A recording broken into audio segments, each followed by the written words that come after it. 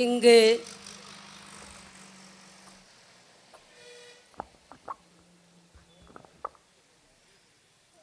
நாம் தமிழ் கட்சி ஒரு கூட்டம் நடத்துகிறது. அது வாக்கு சேகரிக்கத்தான் நடத்துகிறது என்று ஆங்காங்கே நின்று உற்று நோக்கி கொண்டிருக்கும் என் அன்பு சகோதரர்களுக்கு சகோதரிகளுக்கும் நாங்கள் இங்கு எடுத்து வைக்கும் கருத்துக்களை நீங்கள் உள்வாங்க வேண்டும் என்பதற்காகத்தான் நாங்கள் இங்கு கூட்டம் போடுகிறோம். அங்கங்கே நின்று கொண்டிருப்பவர்கள் வந்து சேரில் அமரலாம்.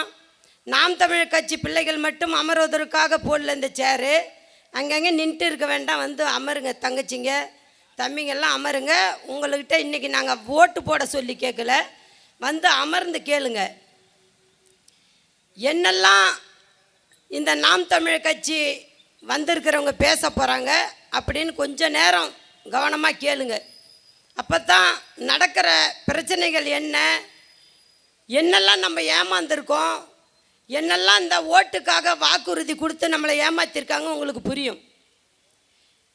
ஓட்டுக்காக 2000 3000 4000 பிரியாணி கோட்ரு எல்லாம் கொடுத்து ஓட்டை வாங்கிடுறாங்க. பல வாக்குறுதிகளை கொடுக்குறாங்க, ஆனால் ஒரு வாக்குறுதி கூட நிறைவேற்றுறதில்ல. இப்போ ஒரு புதிய திட்டத்தை கண்டுபிடிச்சிருக்காங்க. என்னன்னு கேட்டாக்கா, உங்களோட ஸ்டாலின் இந்த 4 வருஷமாக அவர் யாரோடு இருந்தாருன்னு தெரியல. உங்களோட தானே இருக்கிறாரு, ஆட்சியில் தானே இருக்கிறாரு. என்ன செய்யக்கூடாது, இந்த 4 வருஷத்தில் என்னெல்லாம் செய்திருக்கலாம், என்ன செய்திருக்காரு மக்களுக்கு, இனிமே வந்து வாக்குறுதி கொடுத்து என்ன செய்ய போகிறாரு. கரண்ட் பில்லு தலைக்கு மேலே ஏறிட்டு போகுது. எந்த மக்களுக்காவது வருத்தம் இருக்கா? 5 பவுன் நகைக்கும் கீழே வச்சா எல்லாமே உங்களுக்கு நாங்கள் மூட்டி கொடுத்துட்றோம் ஃப்ரீயா அப்படின்னாங்க. இது வரைக்கும் நடந்ததா? இல்லை குடும்ப தலைவிக்கு 1000 ரூபா பணம் கொடுக்குறோன்னாங்களே, எல்லா குடும்ப தலைவிக்கும் அந்த பணம் போய் சேர்ந்ததா?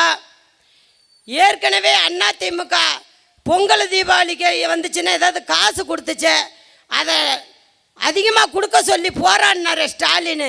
இவர் வந்து இந்த பொங்கலுக்கு எவ்வளோ கொடுத்தாரு உங்களுக்கு? இதெல்லாம் வந்து எலெக்ஷன் அப்போ வாக்குறுதி கொடுத்து மக்களுடைய ஓட்டு பிச்சையை பொறுக்கிட்டு போய் திரும்பவும் அதிகாரத்தில் உக்காந்துட்டு திரும்பவும் இன்னொரு தடவை எனக்கு வாய்ப்பு கொடுன்னு கேட்குறது எப்பேற்பட்ட முட்டாள்தனம். இப்போ பார்த்தீங்கன்னா எங்கள் ஊர்லெல்லாம் பார்த்தீங்கன்னாக்கா இப்போ என்ஆர்ஜி வேலைன்னு ஒன்று கொடுக்குறாங்க இல்லையா, அங்கே போய் அந்த என்ஆர்ஜி வேலை அட்டையை வச்சு அவங்களவே உறுப்பினர் கார்டு போட்டுக்கிறாங்க. யார்கிட்டையும் கேட்குறதில்ல, ஃபோட்டோ எடுக்கிறதில்ல, ஃபோன் நம்பர் கேட்குறதில்ல. அதை வச்சே உறுப்பினர் கார்டு அவங்களவே ஆல்ரெடி போட்டு எடுத்துகிட்டு வந்து என்ஆர்ஜி வேலையில் எல்லாருக்கும் கொடுக்குறாங்க.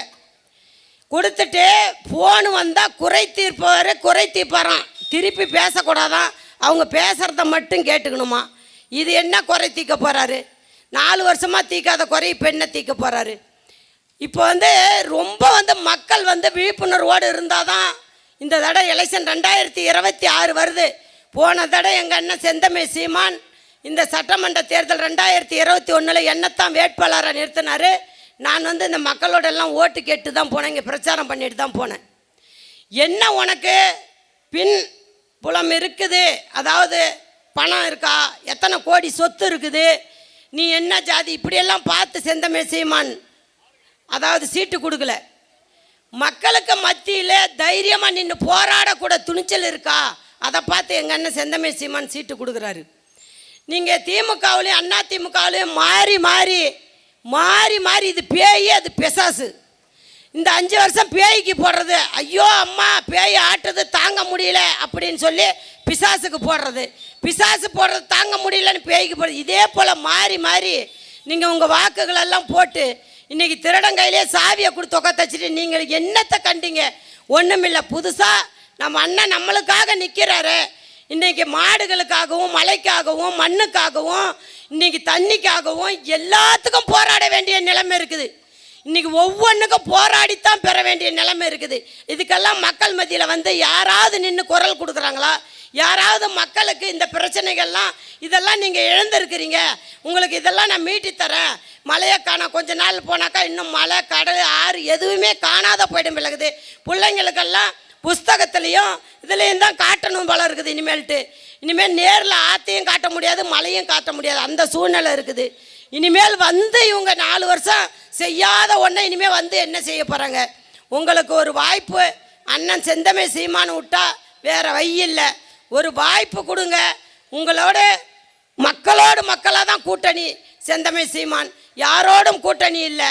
நீங்கள்லாம் கேட்குறீங்க கூட்டணி வச்சா தானே ஜெயிக்க முடியும்னு. ஜெயிச்சு என்ன பண்ண போகிறாரு? திருடம் கூட போய் கூட்டணி வச்சு என்னத்தை சாதிக்க போகிறாரு? நம்மளுடைய நிலைமையை 10 சீட்டுக்கும் 5 சீட்டுக்கும் ஒட்டியே வாங்கிக்கிட்டு 10 சீட்டு வாங்கிட்டு 5 சீட்டு வாங்கிட்டு அவங்க செய்கிற ஊழலில் நாமளும் போய் சேர்ந்து செய்கிறதுக்கு எதுக்காக? நாங்கள்லாம் பல தடவை கூட்டம் போட்டு பேசியிருக்கோம். போன தடவை சட்டமன்ற தேர்தலில் பிரச்சாரம் பண்ணியிருக்கோம். காதில் கேட்குறீங்க, அதோட கேட்டு போகிறீங்க. இன்றைக்கி எல்லாத்துக்கும் நம்ம போராட வேண்டியிருக்குது. இன்னும் கொஞ்ச நாளில் எதுவுமே இல்லாத நம்ம இழந்து போகிற சூழ்நிலை இருக்குது. உங்களுக்கு ஒரு வாய்ப்பு. நாம் தமிழர் கட்சி இனி ரொம்ப, அதாவது நாட்டு நடப்பை பற்றி பேச போகிற என்னுடைய அன்பு சகோதரர்கள் நிறைய பேர் வந்திருக்காங்க. அரசியல் பேசுவாங்க. என்ன பேசுகிறாங்கன்னு உத்து கேளுங்க. கேட்டு போய் அப்படியே மறந்துடாதீங்க. என்னைக்கு வேணாலும் நம்ம பணம், காசு, ஆடு, மாடு, வீடு எல்லாம் சம்பாரிச்சிக்கலாம். ஆனால் நம்மளுடைய பிள்ளைங்களுடைய எதிர்காலத்தை நாம் சம்பாதிக்க முடியாது. இன்றைக்கி எவ்வளோ பொருளாதாரம் கொடுத்தாலும் படிக்க வைக்க மாட்டேது. இலவசமாக படிப்பு இல்லை. நாங்கள் கேட்குற இலவசம் எதுவும் கொடுக்கறதில்ல. கேட்காத ஒன்று ஆடு, மாடு, கோழி, கொக்கு இதெல்லாம் நம்மளால் வாங்கிக்க முடியும். இதையெல்லாம் கொடுக்குற அரசாங்கம் நம்மளுக்கு இலவசமாக படிப்பையோ, இலவசமாக நமக்கு அரசில் நல்ல ஒரு மருத்துவமனையோ, குடி தண்ணீரோ இதையெல்லாம் கொடுக்காது. இதையெல்லாம் தெரிஞ்சுக்கிட்டு எங்களுடைய இளைய பிள்ளைகள் பேசுகிற பேச்சை கேட்டு நீங்கள் எல்லாம் ஒரு தீர்மானத்துக்கு வந்து 2026 விவசாய சின்னத்துக்கு நீங்கள் வாக்களிக்கணும். விவசாய சின்னத்துக்கு வாக்களித்து மாபெரும் வெற்றி பெற செய்யணும்.